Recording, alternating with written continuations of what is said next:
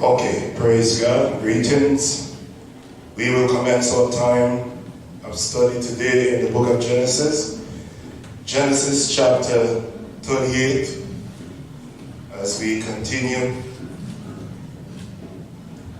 in our study for today, we bow our heads in prayer. Father, we thank you for allowing us to be here as we congregate another time.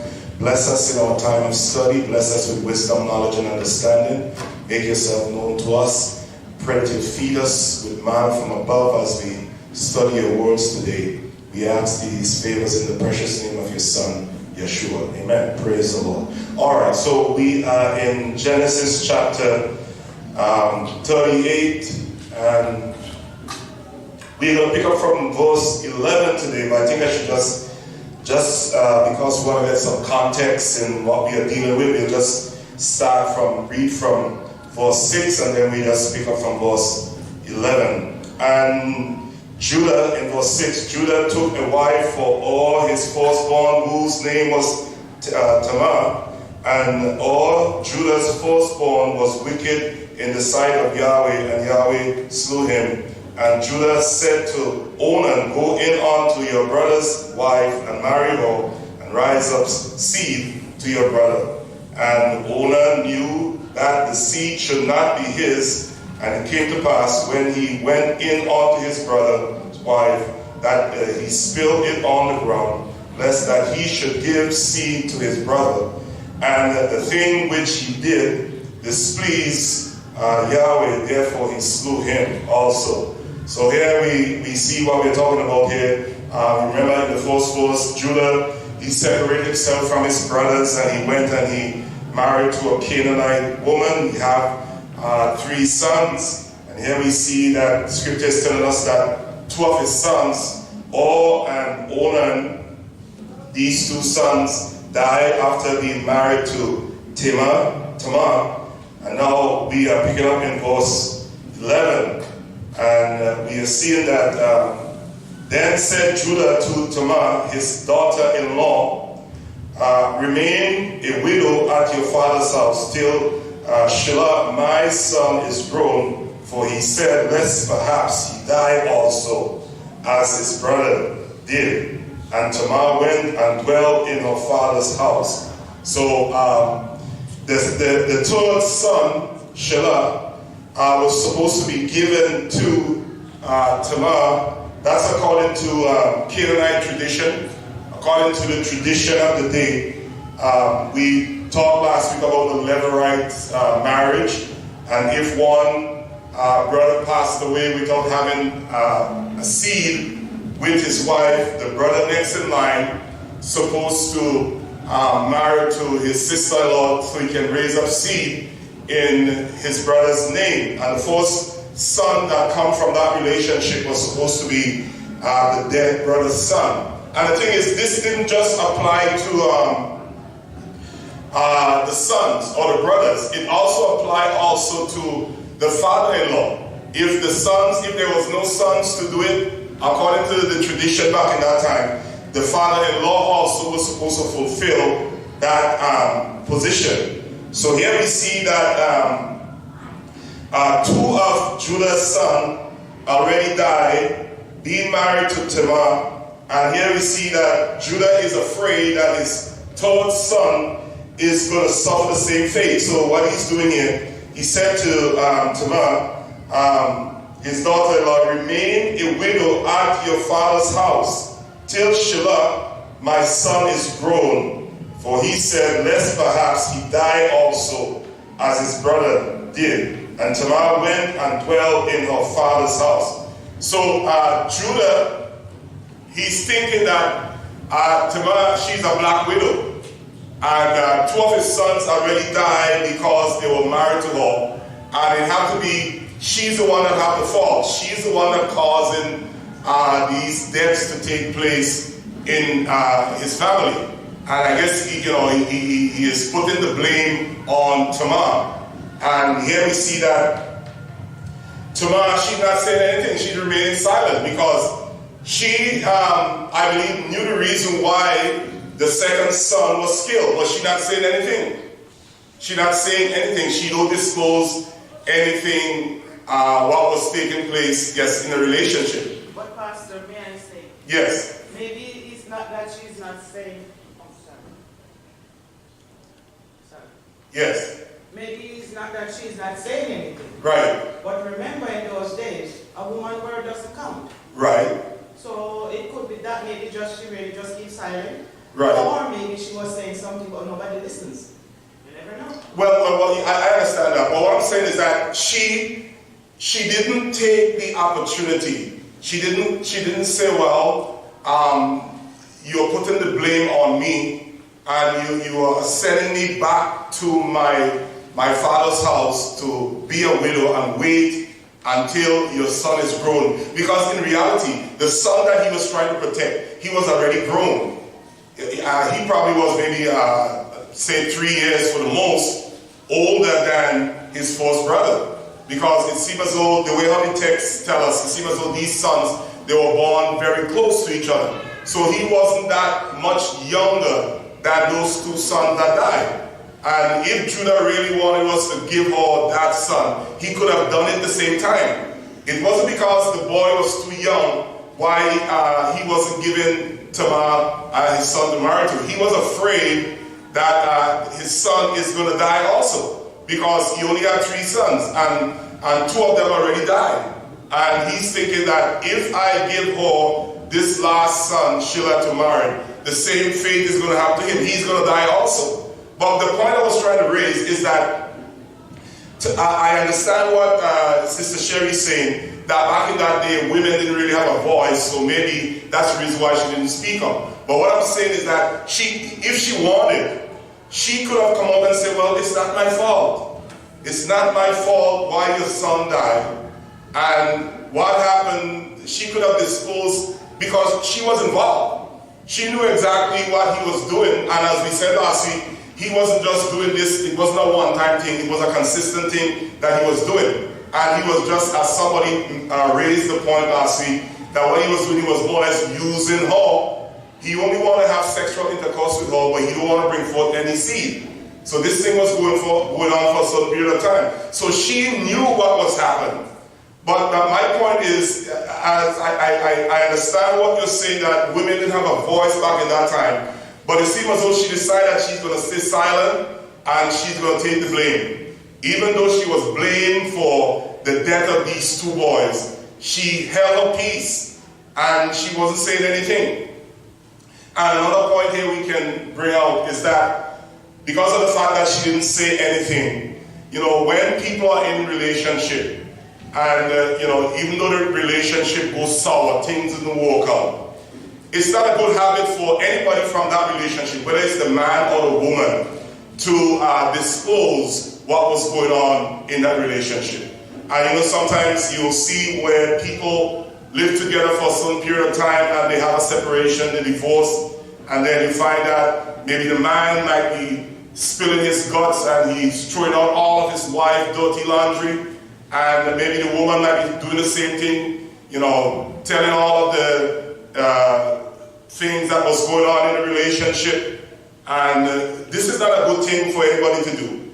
If you're in a relationship, whether it's a married relationship or a relationship that, you know, common law, and things don't work out, it's not a good habit for anybody, whether it's the man or the woman, to you know, throw out the dirty laundry of the other individual. That is not a good thing. And so many times you hear people, because things didn't work out in their marriage, and they will start spilling their guts about their husband, spilling their guts about their wife, and talk about things that was going on in the relationship. Things didn't work out. All they have to do is, well, you know, things didn't work out between us.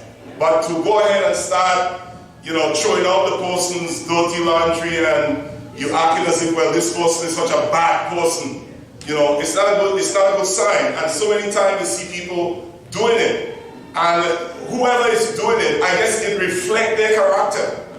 Because let's suppose you was in a relationship and things didn't work out, and you start talking about bad things that was going on in the relationship that your husband was doing, and you were saying that to a man, you know, that man should really, he should take note. Yes. If you're saying that to a woman, that woman should take note. Right. That should be a red flag. Yes, red flag. It should be a red flag. If a woman was in a relationship with her husband or whatever relationship she was in, and the both of them separate, and she started running him down, calling him how nasty and worthless and no good he was and stuff like that, and she's trying to get another guy into her life, that guy should take notice.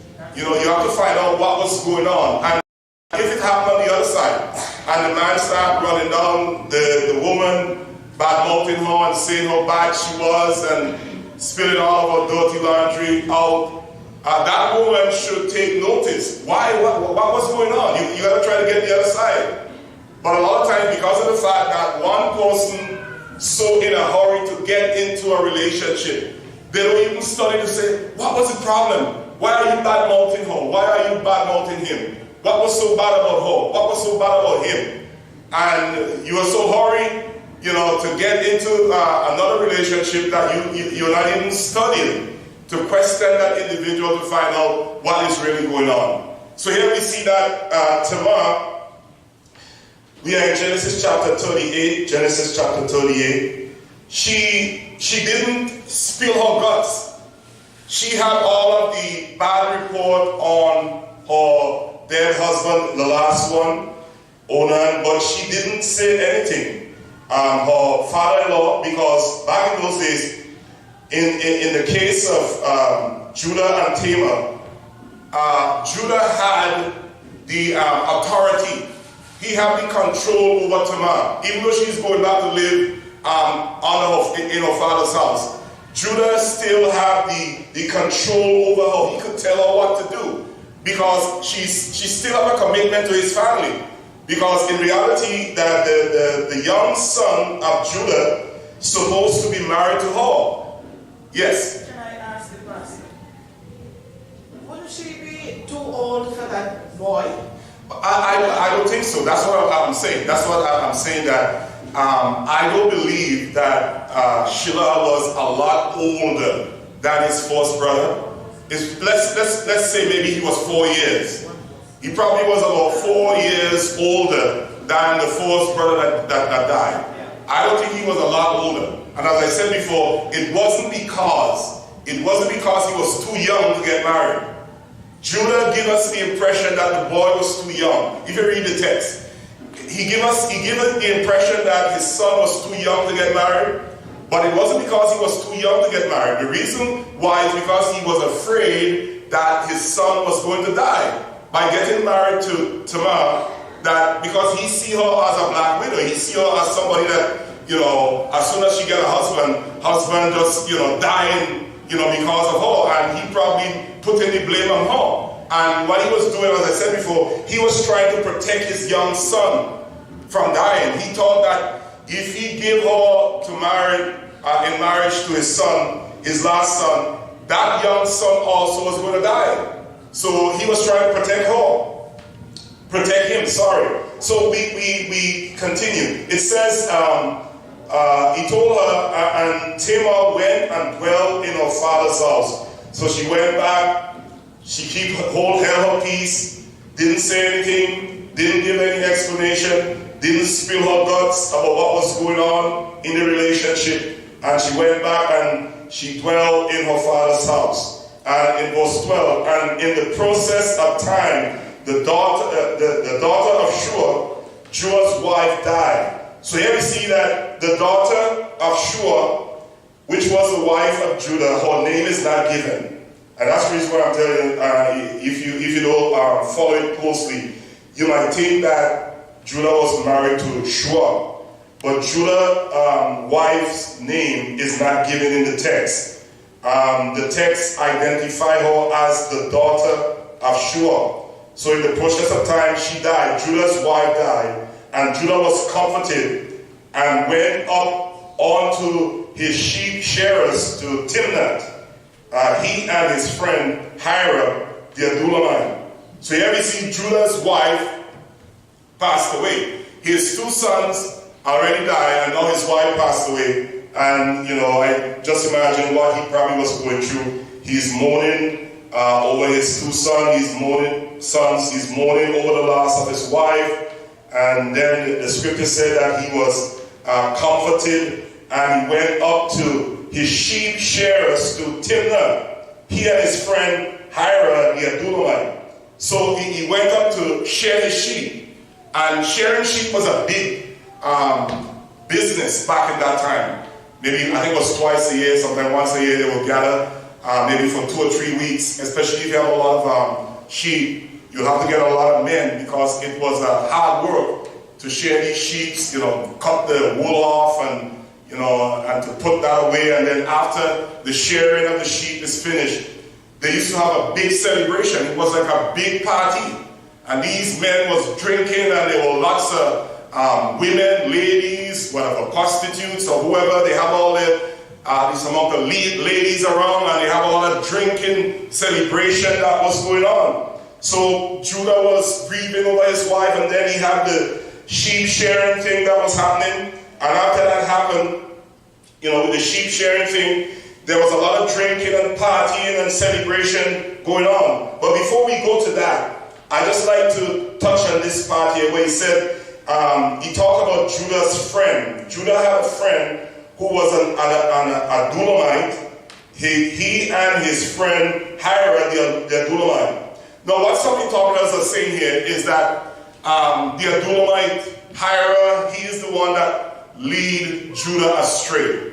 What they're saying is that Judah get in contact with this Canaanite man because he got into a relationship with the Canaanite woman, and then he got into a friendship with this Canaanite man, Hira. And what they're saying is that it was this Canaanite man who was so wicked, this sinful Canaanite man, who lead Judah down this slippery path. And what they're saying is that because the influence of the Canaanite upon Judah was so strong that it caused Judah to make all of these mistakes that we're going to see, and all of these things that we're going to see that Judah is involved in. And it's because of this Canaanite man, the influence of this sinful Canaanite man on Judah, why Judah is making all of these blunders. And when we think about that, think about the world. We as the people of God, we as children of God, we can't allow the world to influence us. We can't allow the world to dictate to us and tell us how we ought to live our life. You're taking your direction from the world. I know a lot of Christian people do that, but that is no excuse. Even though you say, well, what I'm doing is because I am influenced by the world. You think God is going to accept that as an excuse? God is not going to accept that as an excuse. You say, well, it's because I see the worldly people doing this, why I start doing it. And God is going to say, well, I give you an excuse because you was influenced by the world. So here we see that some of these theologians, what they said is that Judah was influenced by this guy Hira, and it is because he was an ungodly man. He was a sinner. He was a Canaanite. And what they're doing, they're shifting the responsibility from Judah, and they're putting it on this Canaanite man. Yes? In what way did the Hira influence Judah? Well, what they're saying, we don't have all of the details here, but because Canaanite was sinful people, there was a lot of sinful activities going on amongst the Canaanite people. Well, for instance, like cult prostitution, which we'll get into here later on. And all of these sinful activities, it's true in reality, the Canaanite society was a sinful society. And because of that, they're saying, and you've seen all of these things that happen here to Judah, when he's going to be going with a prostitute, looking for a prostitute and all of that. What they're saying is that all of these things is because the Canaanite influence, the influence from his friend Hira, that is what influenced Judah getting into these things. But I don't think so. I think Judah had his bad habits from way back, even before he came up with this Canaanite person. So it tells us in verse 13, and it was told to Timnah, saying, behold, your father-in-law goeth up to Timnah to share his sheep. So a lot of years already passed, and even though Shelah, Judah, young son, even though he was young or too young, enough time already passed that he could have given his son to Tamar as husband, but he didn't. He had no intention. He had no intention to give Tamar his son. So now he is going up to Timnah to share his sheep, and somebody told Tamar what was going on. They passed the news to Tamar. Now, as I was saying before, it wasn't just the sons who was in line to fulfill the responsibility to marry to the brother's wife. Also, the father-in-law to that woman, he also, if there was no sons, he also had to pick up the slack. He could have become the husband of that widowed woman also. And Tamar, she knew what the laws was. She knew the rules. So here, she realized that Judah had no intention.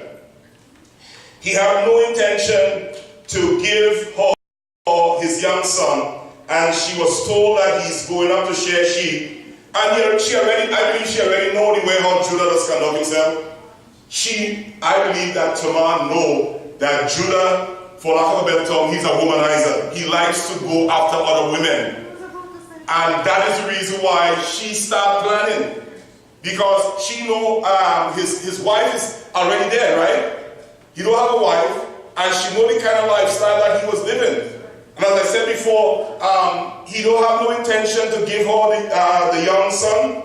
So as soon as she got the word that he's going up to share sheep, she knew exactly what was taking place during the time when they're sharing these sheep.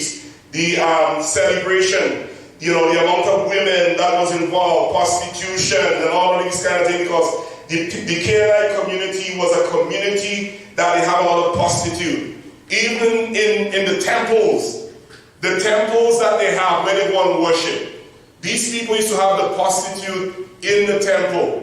And when men go to the temple, they will have sexual relationship with these prostitutes, and that was a way of worship amongst these Canaanite people. So this was something that was happening all the time. So here we see when she heard that Judah was going up to Timnah to share his sheep, behold, your father-in-law going up to Timnah to share his sheep, in verse 14, and she put her widow's garment off from her, and cover herself with a veil, and wrap herself, and sat in an open place, which is by the way to Timnah, for she saw that Shelah was grown, he already grown, and she was not given, and she was not given unto him to wife. So here we see the first part that we have to look at here is where it tells us that she heard that Judah was going up to share sheep. And what she did, she took off her widow's garment. She put that aside. Amen. She was in her widow's garment for all this time, and when she heard that her father-in-law was going to share sheep, she put that away. And, widow's garment is for people who are widows. If you're not a widow, you're not supposed to put on a widow's garment. If you're in a relationship, if you're married to a husband, you're not supposed to put on your widow's garment. You understand what I'm saying? And sometimes you hear ladies will say, well, I already have my 3 kids and we don't need anymore, we're not having any more. So they just, they totally put sexual relationship on the shelf. And that is a once in a while kind of thing. And what they'll do, they'll put on their widow's garment. And you'll find that a lot of men in some of these relationships, they're suffering because of the fact that the wife, she put on her widow's garment because she already has her children. And widow's garment is not for married women. It is for somebody who lost their husband. If your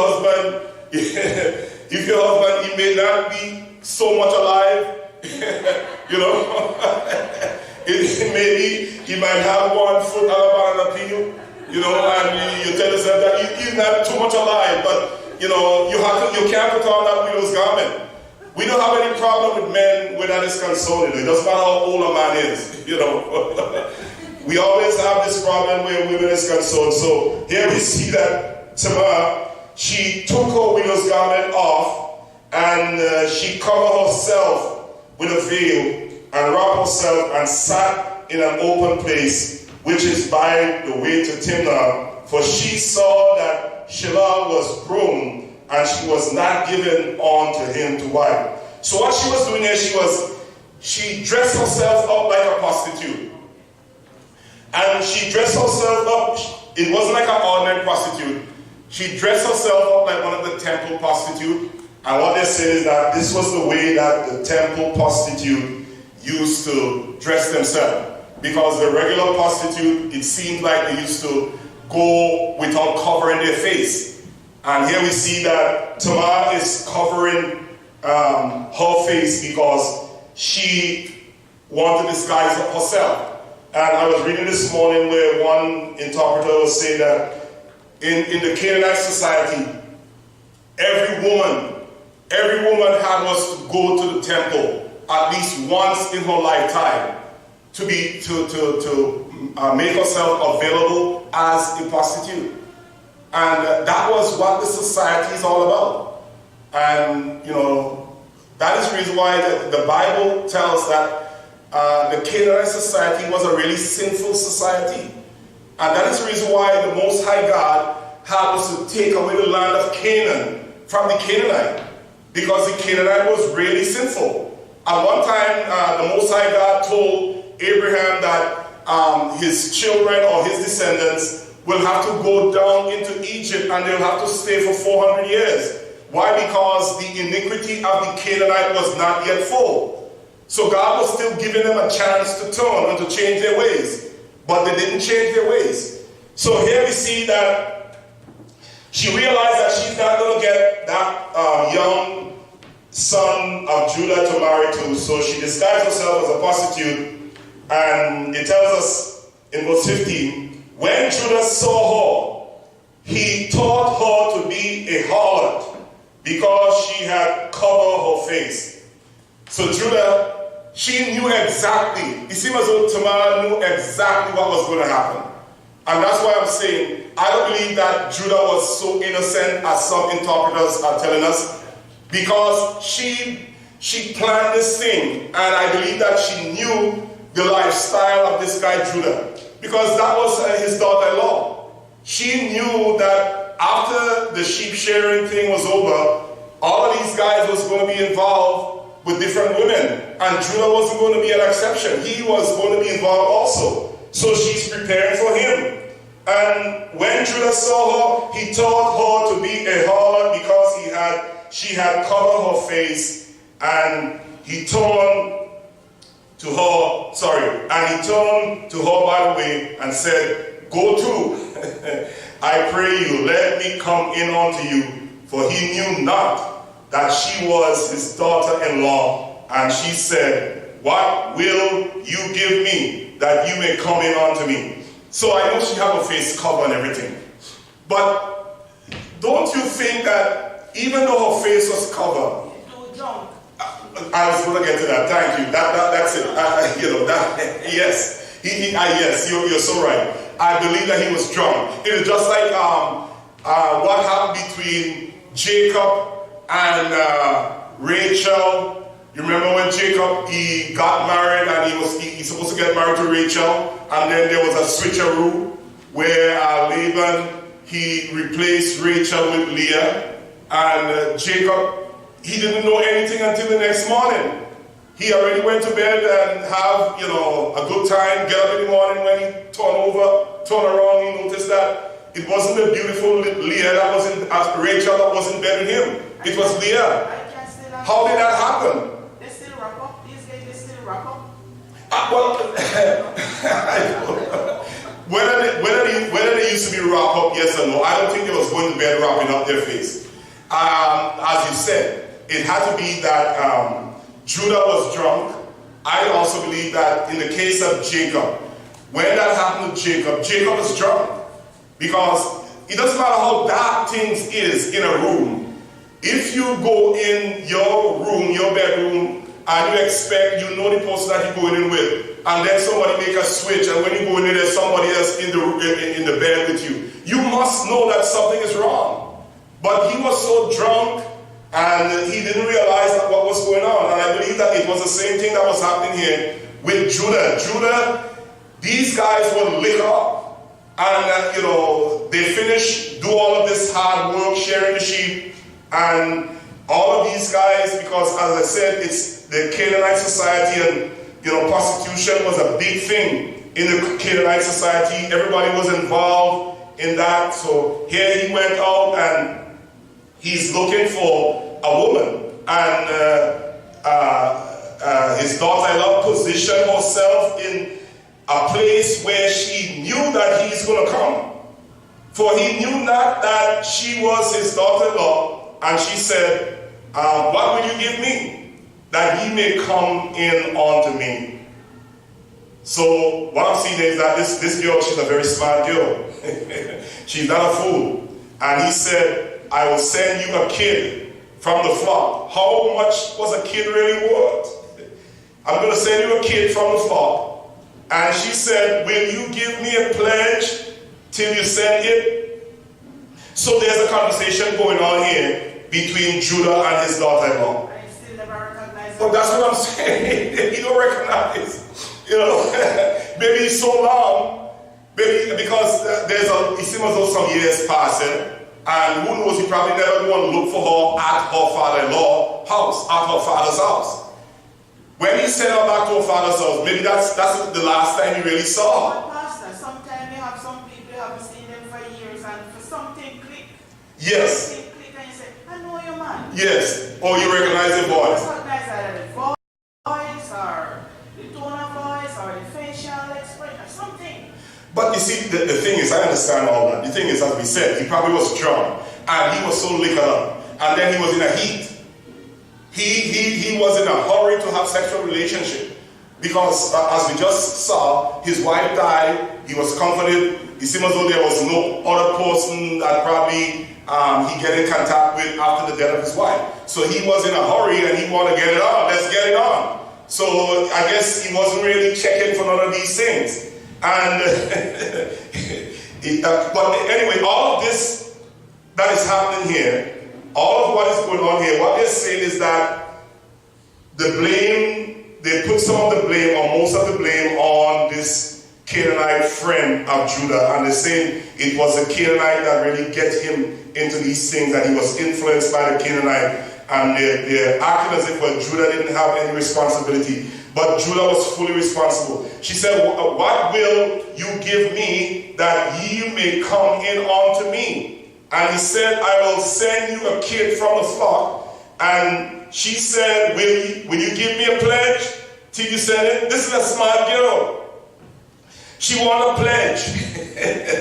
And he said, what pledge shall I give you? And she said, your signet and your bracelet and your staff that is in your hand. And he gave them to her, and came in unto her, and she conceived by him. So here we see that she's asking for some very important things here from Judah. She's asking for a pledge. He said he's going to send a kid or a goat for her. And she said, well, until you send that goat, I want a pledge from you. And look at the pledge that she was asking for here. She's asking for his signet. Anybody know what a signet is? Well, a ring, but it's the thing that they used back in that time to seal document. Like you have some kind of business transaction and you have your seal on that. They will put wax on the paper or whatever they were using back in that time, and he just put that seal on it. And Judah had a special seal. So that was like his identity. Yes. I hope I'm not jumping. Go ahead. Here. But what plan he has to get back that thing? but I was thinking about that this morning. Because he was so in a heat, he was so in a rush to get into bed with this woman, he wasn't even thinking what he was giving away. He's no better than Esau. Well, I guess so. He wasn't, because these items were very important. That's right. And it was his identity. It's like, somebody asking you for your credit card or your social insurance number. That was his identity, and he's given away his identity. This is what he was used to seal business transaction. And his bracelet, that's another thing that have Judah's ID. His ID is also on the bracelet. I don't know if he have the big J, his initial is on it. And the staff also have his initial on the staff. So all of these things is Judah's identity. And she knew that he had these things. And she's asking for things that she knew that he had because this is her father-in-law, and she knew the way that he was carrying on that himself. So she's asking for these very important things. And the question that we can ask here is that whether or not it is right, for a woman, a man is tracking her, and you all know what I'm talking about, tracking her and, trying to get, with her. Should she find out what kind of if she have any kind of security? Is there any kind of a thing that she's going to get out of this relationship? Is there any security? Yes. Does this man have anything that I could depend on? You know what? I happened to speak with some Muslim guy. I Yes. know this Muslim person is at my house, and I happened to speak with them, ask some questions. However, you see the same marriage thing in the Muslim society even now. The dowry is to make assurance for the woman that the man is going to marry her. Right. That's what the dowry is all about, because I asked about it. I didn't know that. So it's a protection, like that the man don't run all about. Right. So the woman know that this man is going to marry her. So yes, she need an assurance. So that's what I'm saying. Should if a woman trying to find out, do you have a job? Yes. Do you have a house? Do you have a bank account? Yes. Are you healthy? Okay, are you healthy? Would we put her down as a gold digger? No. We say, well, this one is a gold digger. She's trying to, she's not really interested in this man. And the man can ask the woman too, because some woman is too. She only interested in the finances of this guy. And the thing is, ladies, if you're single, if you're in the market for a husband, you have to make sure that this guy, you have to have some kind of a security. First of all, you have to find out if you have a job. Somebody tracking you down and interested in you. The first thing you have to ask is, do you have a job, sir? Sir, do you have a job? Yes, up front, right away. Do you have a job? Do you have a job? Do you have a, what do you have? What family are you from? Another thing you have to ask, how many kids you have? How many baby mothers you have? That is high on the priority list. How much baby mothers you have? He started telling you that he had 3 or 4 baby mothers. You don't have nothing to get from him. How much, especially in this society, this Canadian society that we living in. If a man had 3 or 4 baby mothers, and then he's looking for a wife, and you take that guy, how much security you think you're gonna get from him? Let's suppose you get married to this guy and you have a kid or you have 2 or whatever. How much money you think he will have to bring to you and your family? He already had 3 kids, 3 baby mothers, and in this society, you have to pay child support. It's only women who are idiots, who have guys, having kids with them, and then they let them get away scotch-free, and they don't have to pay no child support. If you have children with a man, you have a child with a man, he's supposed to pay child support. And I'm finding a lot of these young girls from the black community, they're allowing these guys to get away. Because of the fact that most of them getting their baby mothers allowance and all these kind of things. And they're allowing these guys to get away, and they're not charging them, they're not even if they don't want to give it to you, you can take them to court. So that they'll have to pay, the support. But what I'm saying is that if a man have 3 children with 3 different women, and he paying child support for these 3 different children, and you pick up with that man, you don't have nothing much to get from him. You probably might have to support some of these children, because he don't have nothing to give to you, because, except if you really making a good salary. He have to be making a lot of money, to be able to to take care of those 3 children and then take care of you.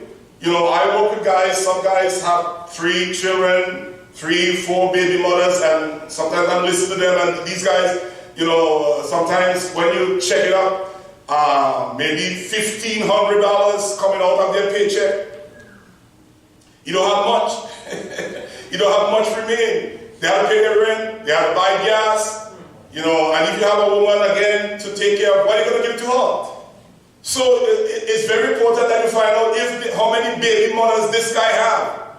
Well, Pastor, yes. You don't want to stay on this subject here, but you have some ladies that are willing to go with it because she will feel this lot. Well, she's a fool. Well, maybe you say that, but that's what she wants. She wants a husband. Well, okay, She's willing to take on this lot and fill it up nicely too. Because some of them work good money. Okay, all right, I agree. But if you want to pay the price, if you you realize that you're not going to get nothing out of this man, and you just want a man because you want a man, and you don't want nothing from him, well, I guess you could go ahead. But if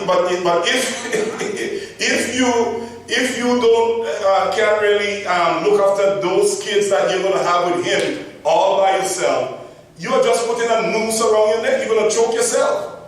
You know, you're going to choke yourself. And that's the reason why I am not so in agreement with this system that they have here in Canada, where they just give out money to these young mothers and stuff like that. It's a wrong.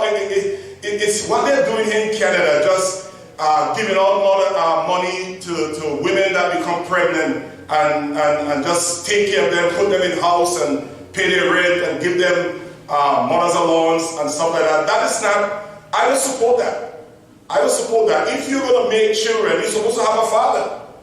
If you're going to make children, you have to have a man to support the children. I know some people get pregnant in different circumstances, but I'm talking about these ladies who go out there and they pick up these guys and they get pregnant, and then these guys just move from one woman to the next, you know, pregnanting women, you know, one after the other, and the government just putting them in house and paying their rent and stuff like that, giving them mother's allowance. I think that these governments, they really want to, they're not encouraging families. They don't really have no interest in encouraging families to be together.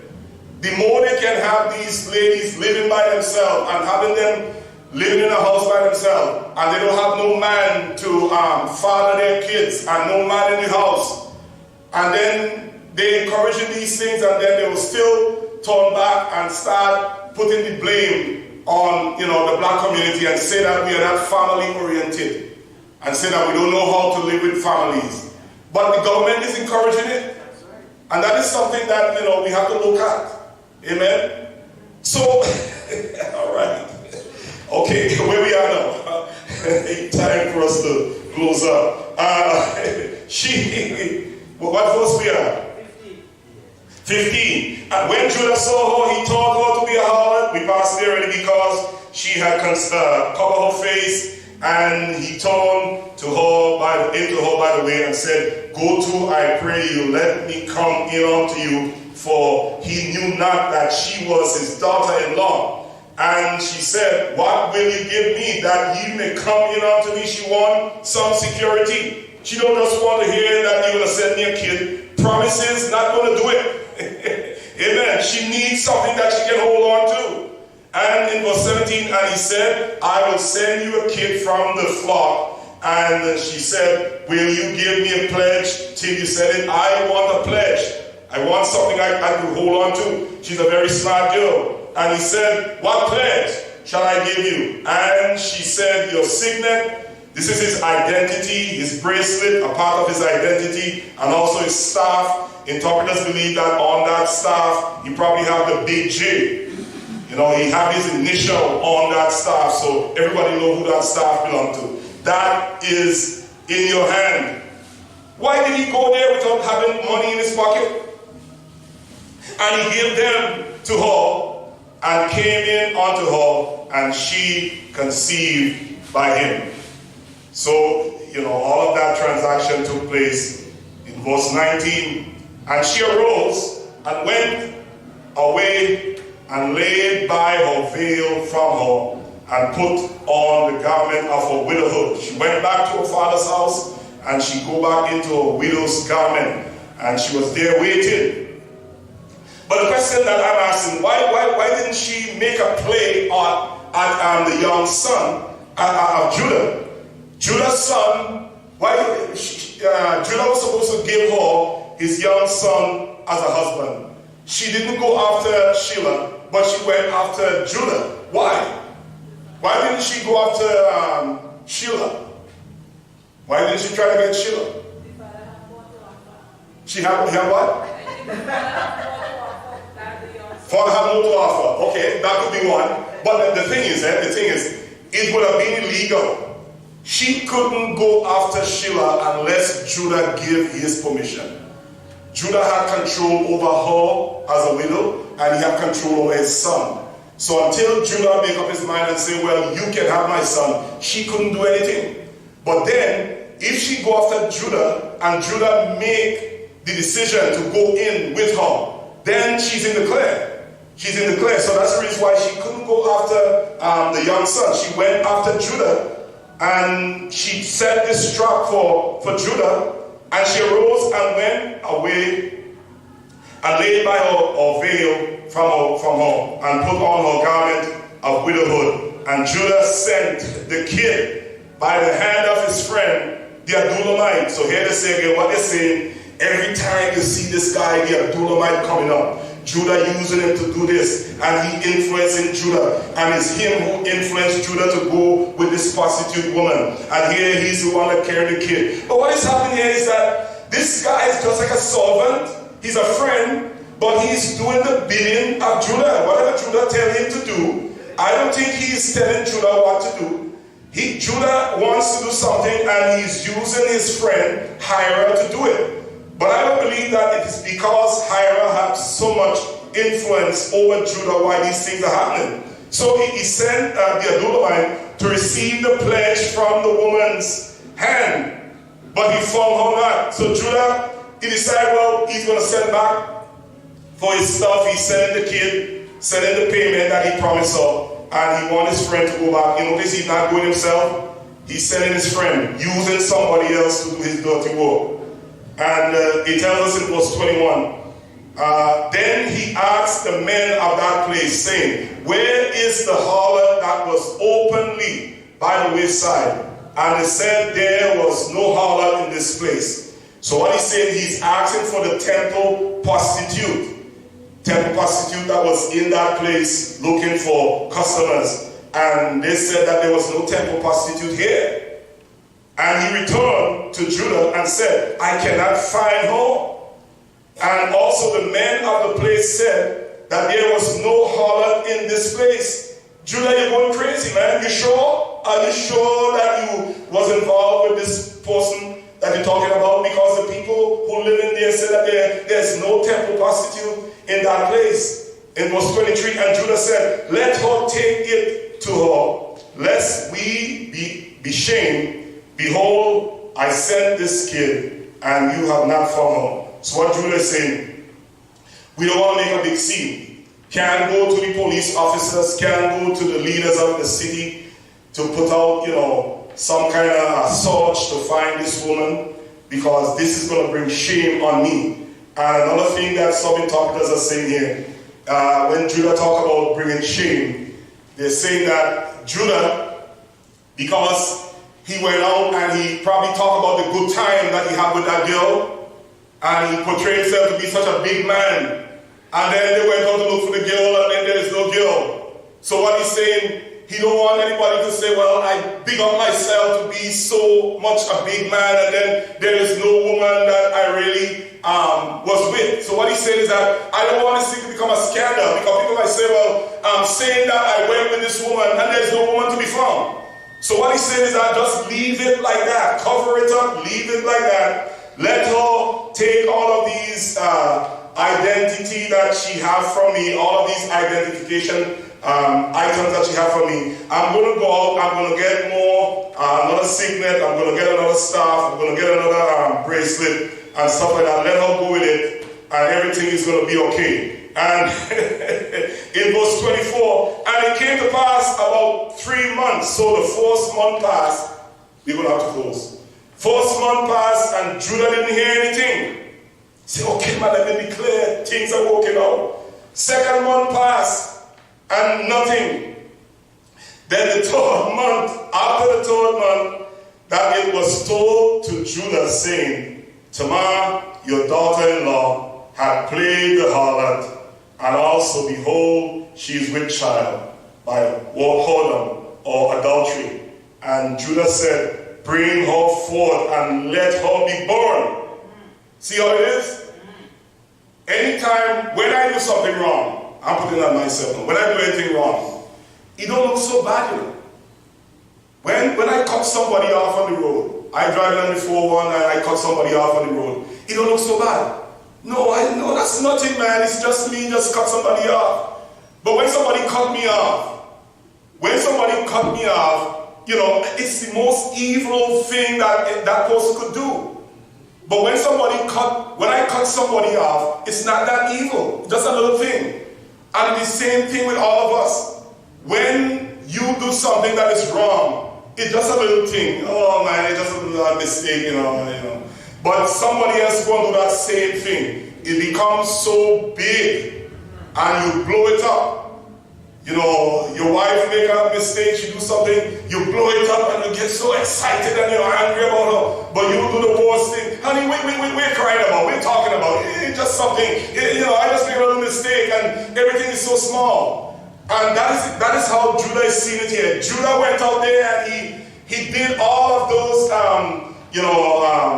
iniquity that he was involved in, prostitution, and he is the one that is called by God. He is the chosen of God, and he involved in all of those things out there. And now he's hearing that his daughter-in-law, and we're going to have to close on this verse. He's hearing that his daughter-in-law involved in prostitution. And what he's saying is that good. And he was glad. Because that wasn't where he was going to get rid of her.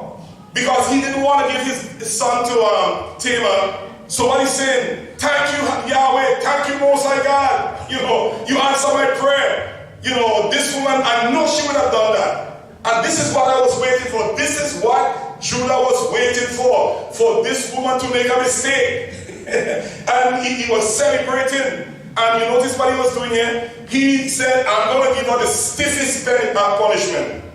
The penalty for a sin in Old Testament time, it was stoning the person to death. But Judah said, I don't just want to stone her. When I finish stoning her, I want her to be burned. But why is always the woman must put to death? What happened to the companion? I know. She's always worried. She's up there, she's carrying a baby. But if the man is gone clean, cut clean, he ain't carrying a baby. Yes, you're right. I know it wasn't right. And back in those times, you know, it was men who was running everything. Women was property. Women didn't have any say. Though it didn't have any scribe that was women. Women, there was no women involved in writing the Bible.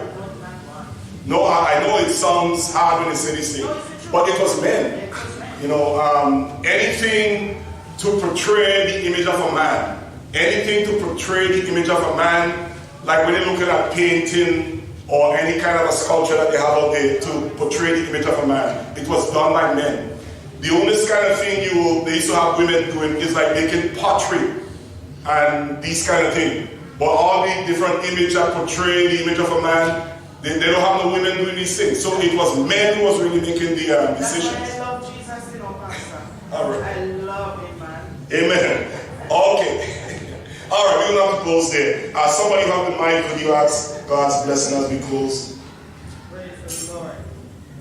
Father, we worship you in spirit and in truth this morning. We thank you, dear Father, through our Lord and Savior Jesus Christ, for this wonderful privilege wherein we can come and open the Word of God and to glean in it and to be fed by your Word and to bring out some hard stuff. And we just praise the Lord because the Scripture declares that thy Word is a lamp unto my feet and a light unto my path. And we are so grateful, dearest Father, that we can go into the Word of God and we can open up and we can search and dig deep into it. And we praise you for the blessing of the Holy Spirit I shed abroad in our hearts and our lives that we can understand and we can move on praising you and lifting up your name and giving you all the praise this morning. Please bless the service as we are about to enter into with joy, with praise and thanksgiving into your name. And let your will be done in this day's service. We give you thanks in Jesus' name. Amen. Praise the Lord.